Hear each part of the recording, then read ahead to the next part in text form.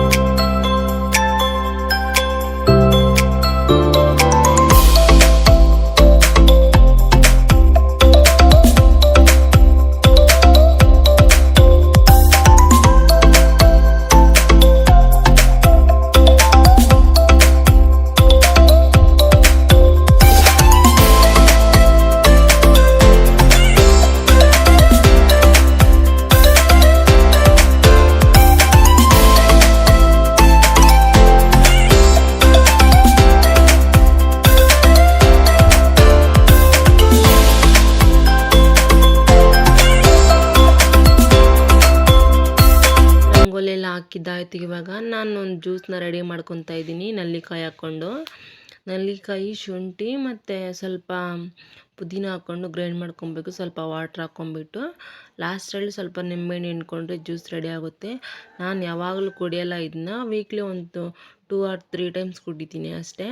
Hair fall ಎಲ್ಲ control ಮಾಡೋಕ್ಕೆ use ಆಗುತ್ತೆ ಈ ಜ್ಯೂಸು. ಸೊ ನಾನು ಇವಾಗ ಬೆಳಗ್ಗೆ ಟಿಫನ್ಗೆ ಮುದ್ದೆ ಮಾಡ್ಕೊತಾ ಇದ್ದೀನಿ. ಅಕ್ಕಿನೆಲ್ಲ ತೊಳ್ಕೊಂಡು ನೀರೆಷ್ಟು ಬೇಕೋ ಅಷ್ಟು ಹಾಕ್ಬಿಟ್ಟು ಇಡ್ತಾ ಇದ್ದೀನಿ. ಇವಾಗ ಅವರೆಕಾಯಿ ಸೀಸನ್ ಆಗಿರೋದ್ರಿಂದ ನಮ್ಮ ಮನೆಯಲ್ಲಂತೂ ವೀಕ್ಲಿ 3 ಟೈಮ್ಸ್ ಆದರೂ ಅವರೆಕಾಯಿ ಮನೆಗೆ ತಂದೇ ತರ್ತೀವಿ. ಸೊ ಇವತ್ತು ನಾನು ಬೇಳೆ ಸಾಂಬಾರು ಮಾಡ್ತಾಯಿದ್ದೀನಿ. ನಾನೊಂದು ಚೂರು 2 ಮೊಟ್ಟೆ ಹಾಕ್ಬಿಟ್ಟು ಮಾಡೋಣ ಅಂದ್ಕೊಂಡೆ. ಬಟ್ ನಮ್ಮ ಇದವ್ರು ಮಾಲೆ ಹಾಕ್ಕೊಂಡು ಹೋಗಿದ್ದಾರೆ, ಇನ್ನೂ ಬಂದಿಲ್ಲ. ಸೊ ಆವಾಗ ತನಕ ಮಾಡೋದು ಬೇಡ ಅಂತಂದ್ಬಿಟ್ಟು ಸಿಂಪಲ್ಲಾಗಿ ಹಂಗೆ ಮಾಡ್ಕೊತೀನಿ. ಇದಕ್ಕೇನೂ ಇಲ್ಲ, ಚಿಕನ್ ಸಾಂಬಾರಿಗೆ ನಾವು ಹೆಂಗೆ ಮಸಾಲ ರುಬ್ಕೊತೀವೋ ಹಂಗೆ ರುಬ್ಕೊಳ್ಬೇಕಷ್ಟೇ. ಫಸ್ಟ್ ನಾವು ಒಂದು ಬಾಣಲಿ ಇಕ್ಬಿಟ್ಟು ಅದರಲ್ಲಿ ಸ್ವಲ್ಪ ಎಣ್ಣೆ ಹಾಕ್ಬಿಟ್ಟು ಅದಕ್ಕೆ ಬೆಳ್ಳುಳ್ಳಿ, ಈರುಳ್ಳಿ, ಟೊಮೊಟೊ ಹಾಕ್ಬಿಟ್ಟು ಚೆನ್ನಾಗಿ ಫ್ರೈ ಮಾಡ್ಕೊಬೇಕು. ಯಾರ್ಯಾರು ನನ್ನ ಚಾನಲ್ನ ಸಬ್ಸ್ಕ್ರೈಬ್ ಮಾಡದೆ ನೋಡ್ತಾ ಇದ್ರು ಪ್ಲೀಸ್ ಒಂದು ಸಬ್ಸ್ಕ್ರೈಬ್ ಮಾಡ್ಕೊಳ್ಳಿ. ಹಾಗೆ ಒಂದು ಲೈಕ್ ಕೂಡ ಮಾಡಿ. ಇವಾಗ ಸ್ವಲ್ಪ ಟೊಮೊಟೊ ಹಾಕ್ಕೊಂಬಿಟ್ಟು ಚೆನ್ನಾಗಿ ಫ್ರೈ ಮಾಡ್ಕೊಳ್ಳೋಣ. ಆಮೇಲೆ ಅದಕ್ಕೆ ಸ್ವಲ್ಪ ಶುಂಠಿ ಹಾಕ್ಕೊಂಡು ಅದರಲ್ಲೇ ಚಕ್ಕೆ, ಲವಂಗ, ಕೊತ್ತಂಬರಿ ಸೊಪ್ಪು, ಪುದೀನ ಹಾಕ್ಕೊಂಬಿಟ್ಟು ಲಾಸ್ಟಲ್ಲಿ ಸ್ವಲ್ಪ ಕೊಬ್ಬರಿ ತುರಿ ಹಾಕ್ಕೊಂಡು ಚೆನ್ನಾಗಿ ರುಬ್ಕೊಬೇಕು. ನಾನಿಲ್ಲಿ ಒಂದು ಹುಳಿ ಟೊಮೊಟೊ ತೊಗೊಂಡಿದ್ದೀನಿ. ನೀವು ಮಾಮೂಲಿ ಫಾರಮ್ ತೊಗೊಂಡ್ರೆ ಒಂದು 2 ತೊಗೊಳ್ಳಿ. ಹುಳಿ ಟೊಮೊಟೊ ಆದರೆ 1 ತೊಗೊಳ್ಳಿ.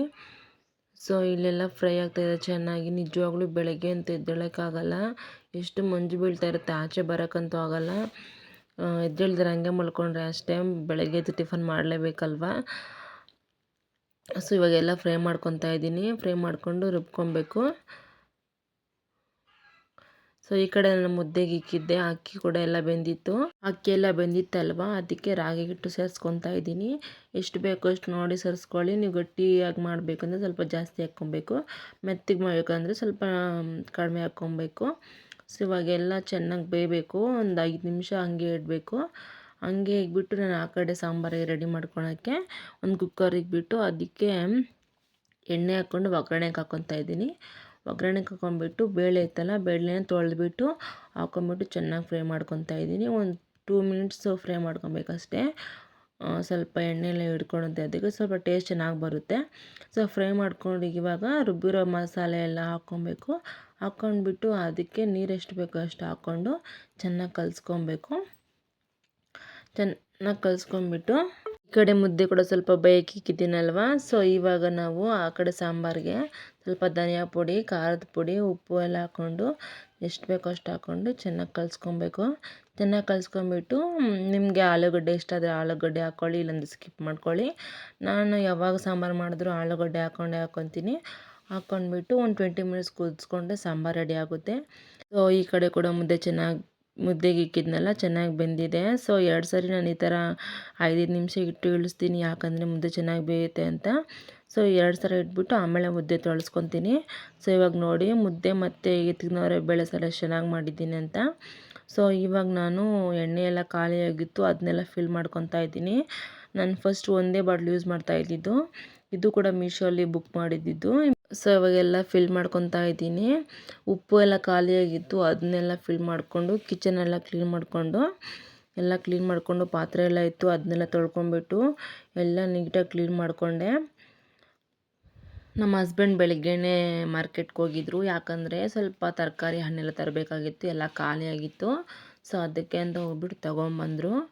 ನಾನಿವಾಗ ಅದನ್ನೆಲ್ಲ ಕ್ಲೀನ್ ಮಾಡ್ಕೊಬೇಕು. ಸೊ ಇವಾಗ ಒಂದು ಪಾತ್ರೆ ಆಗಲಿ ಒಂದು ಬಟ್ಲಾಗಲಿ ತಗೊಂಡು ಅದರಲ್ಲಿ ನೀರೆಲ್ಲ ಇಟ್ಬಿಟ್ಟು ತರಕಾರಿ ಎಲ್ಲ ಇಟ್ಬಿಟ್ಟು ಅದು ಸ್ವಲ್ಪ ಅರಿಶಿನ ಮತ್ತು ಉಪ್ಪು ಹಾಕ್ಕೊಂಬಿಟ್ಟು ಒಂದು 5 ಮಿನಿಟ್ಸ್ ಚೆನ್ನಾಗಿ ನೆನೆಸ್ಕೊಂಬಿಟ್ಟು ಆಮೇಲೆ ಕ್ಲೀನ್ ಮಾಡ್ಕೊತೀನಿ ನಾನು. ಸೊ ಈ ಕಡೆ ನೋಡ್ತಾ ಇರ್ಬೋದು ನೀವು, ಒಂದು ಟವಲ್ ಹಾಕ್ಬಿಟ್ಟು ಅದ್ರ ಮೇಲೆ ತರಕಾರಿ ಎಲ್ಲ ಸಪ್ರೇಟ್ ಮಾಡಿಕೊಂಡು ಒಂದೊಂದೇ ಕ್ಲೀನ್ ಮಾಡಿಕೊಂಡು ಎತ್ತಿ ಬಾಕ್ಸ್ಗೆ ಹಾಕ್ಕೊತೀನಿ. ಅಂದರೆ ಸ್ಟೋರೇಜ್ ಬಾಕ್ಸ್ ಇತ್ತು, ಅದನ್ನೆಲ್ಲ ಹಾಕ್ಕೊತೀನಿ. ಈ ಸ್ಟೋರೇಜ್ ಬಾಕ್ಸ್ ಕೂಡ ನಾನು ಮೀಶೋಲ್ಲೇ ಬುಕ್ ಮಾಡಿದ್ದಿದ್ದು. ಕ್ವಾಲಿಟಿ ಎಲ್ಲ ಚೆನ್ನಾಗಿದೆ, ಅಂದರೆ ಅಷ್ಟೊಂದು ದೊಡ್ಡದಾಗಿಲ್ಲ, ಸ್ವಲ್ಪ ನಾರ್ಮಲಾಗಿ ಚಿಕ್ಕದಿರೋದು. ಒಂದು ಹಾಫ್ ಕೆ ಜಿ ಹಿಡಿಯುತ್ತೆ ಅಷ್ಟೇ, ದೊಡ್ಡವು ಎಲ್ಲ ಹಿಡಿಯೋಕ್ಕಾಗಲ್ಲ. ನಾರ್ಮಲಾಗಿ ಮೀಡಿಯಮ್ ಸೈಜ್ವೆಲ್ಲ ಹಿಡಿಯುತ್ತೆ. ಇದು 6 ಬಂದಿದೆ, ಚೆನ್ನಾಗಿದೆ ಕ್ವಾಲಿಟಿ ಎಲ್ಲ. ಸೊ ಎಲ್ಲ ಫಿಲ್ ಮಾಡ್ಕೊಂಡು ಎತ್ತಿಕೊತಾ ಇದ್ದೀನಿ. ಒಂದೊಂದರಲ್ಲಿ ಎತ್ತಿಕೊತಾ ಇದ್ದೀನಿ. ಸೊ ನಾನೆಲ್ಲ ಫಸ್ಟೇ ಕ್ಲೀನ್ ಮಾಡ್ಕೊಂಬಿಡ್ತೀನಿ, ಅಂದರೆ ಬೀನ್ಸ್ ಎಲ್ಲ ಬಿಡಿಸಿಕೊಂಬಿಟ್ಟು ಎಲ್ಲ ಕ್ಲೀನ್ ಮಾಡ್ಕೊಂಬಿಡ್ತೀನಿ. ಯಾಕಂದರೆ ಅಡುಗೆ ಮಾಡೋವಾಗೆಲ್ಲ ಸ್ವಲ್ಪ ಲೇಟ್ ಆಗಬಾರ್ದು ಅಂತ ಅಂದ್ಬಿಟ್ಟು ಅಷ್ಟೇ. ಎಲ್ಲ ನೀಟಾಗಿ ಎತ್ಕೊಂಬಿಟ್ಟು ಎಲ್ಲ ಕ್ಲೀನ್ ಮಾಡಿ ಎತ್ತಿಕೊಂಬಿಡ್ತೀನಿ. ಈ ನಿಂಬೆಹಣ್ಣು ಅವೆಲ್ಲನೂ ಅಷ್ಟೇ ಒಂದೊಂದು ಬಾಕ್ಸಲ್ಲಿ ಹಾಕ್ಕೊಂಬಿಟ್ಟು ಸ್ವಲ್ಪ ಯಾವ್ಯಾವ ದೊಡ್ಡದಾಗಿವೆಯೋ ಅವೆಲ್ಲ ಒಂದು ಕವರ್ಗೆ ಹಾಕ್ಬಿಟ್ಟು ಎತ್ತಿಕ್ಕೊತೀನಿ. ಅದು ಇದರಲ್ಲಿ ಬಾಕ್ಸಲ್ಲೆಲ್ಲ ಹಿಡಿಯಲ್ಲ ಅದಕ್ಕೆ. ಸೊ 6 ಬಾಕ್ಸ್ ಇದು.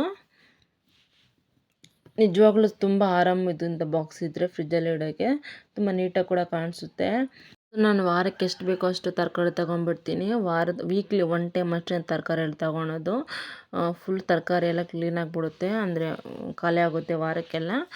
ಮತ್ತು ಇವಾಗ ಹಣ್ಣುಗಳೆಲ್ಲ ಹಾಕ್ಕೊಂಬಿಟ್ಟು ವಾಶ್ ಮಾಡಿ ಚೆನ್ನಾಗಿ ಕ್ಲೀನ್ ಮಾಡಿ ಎತ್ತಿಕ್ಕೊತೀನಿ. ಇದನ್ನೇ ನಾನು ಫ್ರಿಜ್ಜಲ್ಲೆಲ್ಲ ಇಡೋಕ್ಕೆ ಹೋಗಲ್ಲ.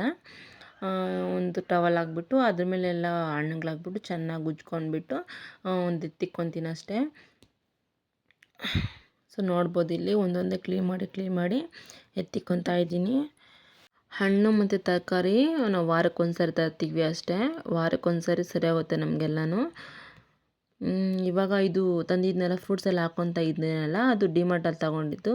ಆಲ್ಮೋಸ್ಟ್ ಒಂದು 2-3 ಇಯರ್ಸ್ ಆಯ್ತು ಅದು ತೊಗೊಂಡು, ಇನ್ನೂ ಚೆನ್ನಾಗಿದೆ ನೋಡಿ. ಸೊ ಇವಾಗ ಎಲ್ಲ ತೊಳೆದು ಎತ್ತಿಕ್ಕೊತಾ ಇದ್ದೀನಿ. ಫ್ರಿಜ್ಜೆಲ್ಲ ಇಡೋಕ್ಕೆ ಹೋಗಲ್ಲ ನಾನು, ಕಿಚನ್ನಲ್ಲಾಗಲಿ ಫ್ರಿಜ್ ಮೇಲೆ ಆಗಲಿ ಇಟ್ಬಿಡ್ತೀನಿ, ಆರಾಮಾಗಿ ತಿನ್ಕೊತೀರ ಅಂದ್ಬಿಟ್ಟು. ಸೊ ನಿಜವಾಗ್ಲೂ ಇಷ್ಟೆಲ್ಲ ಮಾಡೋಷ್ಟರಲ್ಲಿಗೆ ಮಧ್ಯಾಹ್ನ ಆಗಿತ್ತು. ನಮ್ಮ ಹಸ್ಬೆಂಡ್ ಬೇರೆ ಒಂದು ಜ್ಯೂಸ್ ಆಗಲಿ ಸ್ಮೂದಿ ಆಗಲಿ ಮಾಡ್ಕೊಡು ಅಂತ ಕೇಳಿದ್ರು.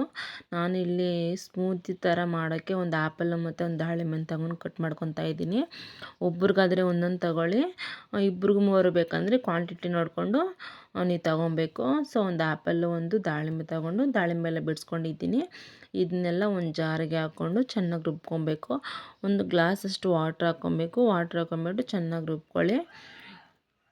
ಚೆನ್ನಾಗಿ ಗ್ರೈಂಡ್ ಮಾಡ್ಕೊಬೇಕು. ನಾನೇನು ವೇಸ್ಟ್ ಏನು ಮಾಡಲ್ಲ, ಎಲ್ಲ ಅದರಲ್ಲೇ ಹಾಕ್ಕೊಂಬಿಡ್ತೀನಿ. ಸಿಪ್ಪೆ ಏನು ತೆಗಿಯೋಕ್ಕೆ ಹೋಗಲ್ಲ ಆ್ಯಪಲಲ್ಲಿ. ಸೊ ನೋಡ್ಬೋದು ಇಲ್ಲೊಂದು ಗ್ಲಾಸ್ಗೆ ಹಾಕ್ಕೊತಾ ಇದ್ದೀನಿ. ಆಮೇಲೆ ಸ್ವಲ್ಪ ದಾಳಿಂಬೆ ಮಿಕ್ಕಿತ್ತು, ಅದನ್ನು ಸ್ವಲ್ಪ ಹಾಕ್ಕೊತಾ ಇದ್ದೀನಿ.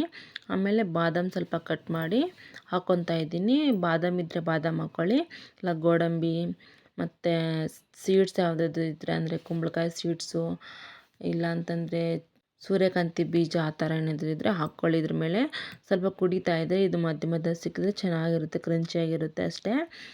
ಹಾಕ್ಕೊಂಡು ಲಾಸ್ಟಲ್ಲಿ ಚಿಯಾ ಸೀಡ್ಸ್ ಸಿಕ್ಕಿದ್ದೆ ಒಂದು 5 ನಿಮಿಷದಿಂದ, ಅದನ್ನ ಹಾಕ್ಕೊಂಡು ಕೊಟ್ಟೆ ನಮ್ಮ ಹಸ್ಬೆಂಡ್ಗೆ. ತುಂಬ ಚೆನ್ನಾಗಿತ್ತು ಅಂತಂದರು. ನಾನು ಮಧ್ಯಾಹ್ನ ತಿಂಡಿ ಕೂಡ ತಿಂದಿಲ್ಲ, ಸ್ನಾನ ಮಾಡಿ ರೆಡಿಯಾಗಿ ನಾವು ಹೊರಗಡೆ ಸ್ವಲ್ಪ ಹೋಗಬೇಕಾಗಿತ್ತು. ಹೋದ್ಬಿಟ್ಟು ನಮ್ಮ ಹಸ್ಬೆಂಡ್ ಹೋಟೆಲ್ ಏನಾದ್ರು ಕೊಡಿಸ್ತೀನಿ ಬಾ ಅಂತಂದ್ಬಿಟ್ಟು ಕರ್ಕೊಂಡೋದ್ರು. ಹೋಟ್ಲಲ್ಲೆಲ್ಲ ತಿಂದ್ಕೊಂಡು ನನ್ನ ತಂಗಿ ಮಗನಿಗೆ ಒಂದು ಬೆಳ್ಳಿದು ಚೈನ್ ಬೇಕಾಗಿತ್ತು. ಸೊ ಅದನ್ನೆಲ್ಲ ತಗೊಂಡ್ವಿ. ಇದು 1400 1200 ಸಮಥಿಂಗ್ ಎಷ್ಟೋ ಆಯಿತು. ಅದನ್ನೆಲ್ಲ ತಗೊಂಡು ಶಾಪಿಂಗ್ ಸ್ವಲ್ಪ ಇತ್ತು, ಅದನ್ನೆಲ್ಲ ಮುಗಿಸ್ಕೊಂಡು ಮನೆಗೆ ಬಂದ್ವಿ. ಮನೆಗೆ ಬರೋ ದಾರಿಯಲ್ಲಂತೂ ತುಂಬ ಕ್ರೌಡ್ ಇತ್ತು, ತುಂಬ ಜನ ಇದ್ದರು. ನಿಜವಾಗ್ಲೂ ಕಾರಂತೂ ಮೂನೇ ಆಗಲಿಲ್ಲ ಹೇಳ್ಬೇಕಂದ್ರೆ. ಮನೆಗೆ ಬರೋ ಅಷ್ಟರಲ್ಲಿ 6 ಗಂಟೆ 6:15 ಆಗಿಬಿಟ್ಟಿತ್ತು, ಅಲ್ಲೇ ಲೇಟಾಗೋಯಿತು. ಸೊ ಈ ಸಂಡೇ ಈ ಥರ ಇತ್ತು. ಪ್ಲೀಸ್ ವಿಡಿಯೋ ಇಷ್ಟ ಆದರೆ ಒಂದು ಲೈಕ್ ಮಾಡಿ, ಕಮೆಂಟ್ ಮಾಡಿ.